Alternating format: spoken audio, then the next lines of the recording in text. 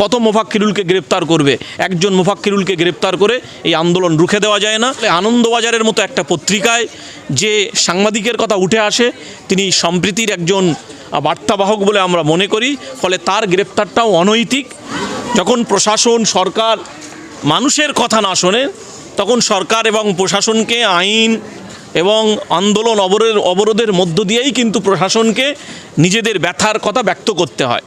তো আমরা শুনলাম যে আইনজীবী মোফাক্কিরুল ইসলাম যে জায়গায় জাতীয় সড়কে অবরোধ চলছিল, সেখানে গিয়ে মানুষকে গণতান্ত্রিক আন্দোলনের কথা বলেছেন, শান্তিপূর্ণ আন্দোলনের কথা বলেছেন।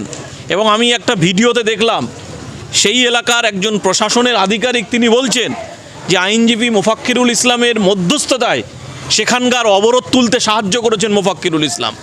তাহলে কোন যুক্তিতে, কী কারণে আইনজীবী মোফাক্কিরুল ইসলামকে গ্রেপ্তার করা হলো? এটা অত্যন্ত দুর্ভাগ্যজনক। আমরা মনে করি এই যে বৈধ নাগরিকদের তাদের নাম যে ডিলিট করে দেওয়া হচ্ছে এবং এই বৈধ আন্দোলনকে রুখে দেওয়ার জন্যে একটা ষড়যন্ত্র, এইরকম অ্যাক্টিভিস্ট যারা সমাজকর্মী, তাদেরকে পুলিশ দিয়ে লেলিয়ে দিয়ে এই আন্দোলনকে স্থগিত করার চেষ্টা হচ্ছে। এটা অত্যন্ত দুর্ভাগ্যজনক। এই ডিলিট হওয়ার পরে এই নিয়ে একবার বিডিও অফিস, একবার মহকুমা শাসকের দপ্তর, ডিএম অফিস হন্যে হয়ে সাধারণ প্রান্তিক জনগণ তারা ঘুরছেন, প্রশাসনের কোনো আধিকারিক কোনো উত্তর দিতে পারছেন না। আইনজীবী মোফাক্কিরুল ইসলাম সাহেব তিনি যে জায়গায় আন্দোলনে বক্তব্য দিচ্ছিল, সেই জায়গা থেকে বলছে 20 কিলোমিটার দূরে জজদেরকে আটকে রেখেছিল। তারপরেও তাকে নিয়ে এত মিডিয়া হইচই, মুখ্যমন্ত্রী সহ, কি বলবেন? এটা অত্যন্ত দুর্ভাগ্যজনক যে গোটা রাজ্যে এসআইআর প্রক্রিয়া শেষ হয়েও যেন কোনোভাবেই শেষ হচ্ছে না, আপনারা জানেন। এবং যেভাবে এই রাজ্যের বৈধ নাগরিক যারা যুগ যুগ ধরে যারা এখানে বসবাস করছে, যাদের পূর্বপুরুষ স্বাধীনতার আগে থেকে যারা এই দেশের বাসিন্দা, যাদেরকে ভূমিপুত্র বলা হয়, যারা এই দেশের স্বাধীনতা আন্দোলনে অংশ নিয়েছিল, এমন পরিবারের মানুষদেরকেও অবৈধভাবে বিনা কারণে, বিনা নোটিশে তাদেরকে ভোটার তালিকা থেকে ডিলিট করে দেওয়া হচ্ছে। এটা অত্যন্ত দুর্ভাগ্যজনক। আমরা প্রশাসনের কাছে একটা ন্যাচারাল জাস্টিস আছে, সেই ন্যাচারাল জাস্টিসের জায়গায় ন্যায় এবং ইনসাফ, যে একজন ভোটার তার তালিকা থেকে কী কারণে নামটা মুছে দেওয়া হচ্ছে, একজন বৈধ নাগরিক এটা জানতে পারছে না। আবার তার ভোটার তালিকায় কিভাবে তিনি তার নামটা নথিভুক্ত করবেন, এই ডিলিট হওয়ার পরে এই নিয়ে একবার বিডিও অফিস, একবার মহকুমা শাসকের দপ্তর, ডিএম অফিস হন্যে হয়ে সাধারণ প্রান্তিক জনগণ তারা ঘুরছেন, প্রশাসনের কোনো আধিকারিক কোনো উত্তর দিতে পারছেন না। উদ্ভ্রান্ত অবস্থা। সাধারণ প্রান্তিক মানুষ, খেটে খাওয়া গরিব মানুষ এরকম একটা দুর্বিষহ পরিস্থিতির মধ্য দিয়ে যখন যাচ্ছে, তারা যখন প্রশাসনের দ্বারে দ্বারে ঘুরে ঘুরে কোনো উত্তর না পাচ্ছে, তখন তারা দেশের গণতান্ত্রিক কাঠামোর উপরে ভিত্তি করে তারা আন্দোলন, অবরোধ, এরকম ভারতবর্ষের যে গণতান্ত্রিক কাঠামো, যখন প্রশাসন সরকার মানুষের কথা না শোনে, তখন সরকার এবং প্রশাসনকে আইন এবং আন্দোলন অবরোধের মধ্য দিয়েই কিন্তু প্রশাসনকে নিজেদের ব্যথার কথা ব্যক্ত করতে হয়। তো আমরা শুনলাম যে আইনজীবী মোফাক্কিরুল ইসলাম যে জায়গায় জাতীয় সড়কে অবরোধ চলছিল, সেখানে গিয়ে মানুষকে গণতান্ত্রিক আন্দোলনের কথা বলেছেন, শান্তিপূর্ণ আন্দোলনের কথা বলেছেন। এবং আমি একটা ভিডিওতে দেখলাম, সেই এলাকার একজন প্রশাসনের আধিকারিক তিনি বলছেন যে আইনজীবী মোফাক্কিরুল ইসলামের মধ্যস্থতায় সেখানকার অবরোধ তুলতে সাহায্য করেছেন মোফাক্কিরুল ইসলাম। তাহলে কোন যুক্তিতে, কী কারণে আইনজীবী মোফাক্কিরুল ইসলামকে গ্রেপ্তার করা হলো? এটা অত্যন্ত দুর্ভাগ্যজনক। আমরা মনে করি এই যে বৈধ নাগরিকদের তাদের নাম যে ডিলিট করে দেওয়া হচ্ছে এবং এই বৈধ আন্দোলনকে রুখে দেওয়ার জন্যে একটা ষড়যন্ত্র, এইরকম অ্যাক্টিভিস্ট যারা সমাজকর্মী, তাদেরকে পুলিশ দিয়ে লেলিয়ে দিয়ে এই আন্দোলনকে স্থগিত করার চেষ্টা হচ্ছে। এটা অত্যন্ত দুর্ভাগ্যজনক।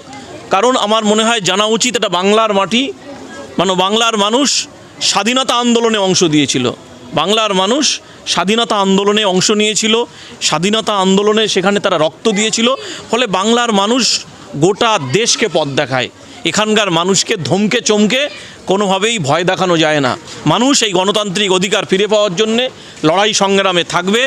বাংলার যারা আপামর অ্যাক্টিভিস্ট, সাধারণ মানুষ, খেটে খাওয়া মানুষ, তারা তাদের পাশে থাকবে। যতদিন না এই বৈধ ভোটারদের নাম ভোটার তালিকায় উঠবে, এই লড়াই, এই সংগ্রাম চলবে। কত মোফাক্কিরুলকে গ্রেপ্তার করবে? একজন মোফাক্কিরুলকে গ্রেপ্তার করে এই আন্দোলন রুখে দেওয়া যায় না। প্রশাসনের কাছে আমি অনুরোধ করব, রাজ্য প্রশাসনের কাছে অনুরোধ করব, পুলিশ প্রশাসনের কাছে অনুরোধ করব, আপনারা তদন্ত করুক, প্রকৃত তদন্ত আপনারা করুন। যেখানে শুনলাম যেখানে অবরোধ হয়েছে সেখানে মোফাক্কিরুল যে জায়গা ছিল সেই জায়গা থেকে মোফাক্কিরুলের দূরত্ব ছিল প্রায় 20 কিলোমিটার। ফলে প্লেস অফ অকারেন্সের একটা প্রশ্ন কিন্তু থেকে যাচ্ছে। ফলে নিশ্চয়ই জাজেরা বিষয়টা দেখবেন। আমরা আশা করব মোফাক্কিরুল দ্রুত জামিনে ফিরবে এবং তার প্রতি ন্যায় বিচার করা হবে। আবার তা মোফাক্কিরুল ভাই সহ এবং একজন সাংবাদিককেও গ্রেপ্তার করা হয়েছে শুনলাম, একরামুল বাগানি। তিনি একজন সাংবাদিক এবং সম্প্রীতির ছন্দপতন যাতে না হয় তিনি গোটা রাজ্যের বিভিন্ন প্রান্তে মানুষকে তিনি এই আহ্বান করেন। এই বার্তা নিয়েই তিনি বিভিন্ন জেলায় প্রত্যন্ত গ্রামে গ্রামে ঘোরেন। আনন্দবাজারের একটা আর্টিকেল তার নামেও কিছুদিন আগে বেরিয়েছিল, সেটা আজকে কিন্তু সোশ্যাল মিডিয়ায় দেখা যাচ্ছে। ফলে আনন্দবাজারের মতো একটা পত্রিকায় যে সাংবাদিকের কথা উঠে আসে তিনি সম্প্রীতির একজন বার্তাবাহক বলে আমরা মনে করি। ফলে তার গ্রেপ্তারটাও অনৈতিক এবং তাকে দ্রুত ছেড়ে দেওয়া হোক। আমরা আশা করব প্রশাসন, পুলিশ এবং আদালত আইনজীবী মোফাক্কিরুলের প্রতি নিশ্চয়ই ন্যাচারাল জাস্টিসের প্রতি তার প্রতি ন্যায় বিচার করবে। পুলিশ প্রশাসন সঠিকভাবে তদন্ত করবে, এই আশা আমরা রাখছি। এরপরেও কি আপনারা আন্দোলন করবেন? এখন যেমন সিআইডি, এনআইএ দিয়ে যে দমানো হচ্ছে, অনেকে তো ভয় খেয়ে যাবে, তারা তার আন্দোলনে আসতে চাইবে না। মানুষ গণতান্ত্রিক আন্দোলন করবে, শান্তিপূর্ণ আন্দোলন করবে, শান্তিপূর্ণ জমায়েত করবে নিজেদের। আমি একজন ভোটার, আমার নাম ডিলিট করে দেওয়া হলো, কী কারণে ডিলিট করা হলো এটা আমার জানার অধিকার আছে। এই জানার অধিকার দেশ এবং সংবিধান আমাকে দিয়েছে। তাহলে এটা আমি জানতে পারবো না যে আমার নামটা ভোটার তালিকা থেকে কেন চলে গেল? একজন সাধারণ খেটে খাওয়া শ্রমিক মানুষ, প্রান্তিক মানুষ, কী কারণে তার নামটা ডিলিট হলো এটা তার জানার অধিকার আছে। সুপ্রিম কোর্টও বলেছেন। ফলে নির্বাচন কমিশন তার দায়িত্ব পালন করুক। আমরা আশা করব নির্বাচন কমিশন সেই দায়িত্ব পালন করবে এবং এই একজন বৈধ ভোটার যাতে কোনোভাবেই ভোটার তালিকা থেকে এক্সক্লুড না হয় এটা দেখার দায়িত্ব নির্বাচন কমিশনের। ফলে প্রশাসন, নির্বাচন কমিশন সংবিধানের কাছে দায়বদ্ধ। একজন নাগরিক তার ভোটাধিকার যাতে ভোটার তালিকায় থাকে এটা দেখার দায়িত্ব নির্বাচন কমিশনের। নির্বাচন কমিশন ন্যাচারাল জাস্টিসের প্রতি জাস্টিস করে যেন সেই দায়িত্ব পালন করে এটা আমরা আশা করব এবং দাবি জানাবো। আমরা মানুষের কাছে আহ্বান করব, আপনারা শান্তিপূর্ণ আন্দোলন করুন, গান্ধীজির পথ অনুসরণ করুন। দেশের সংবিধান যে আপনাকে অধিকার দিয়েছে সেই অধিকারে আপনি শান্তিপূর্ণ জমায়েত করতে পারেন, শান্তিপূর্ণ আন্দোলন করতে পারেন, কোনো অফিসে আপনি মেমোরেন্ডাম দিতে পারেন, স্মারকলিপি জমা দিতে পারেন।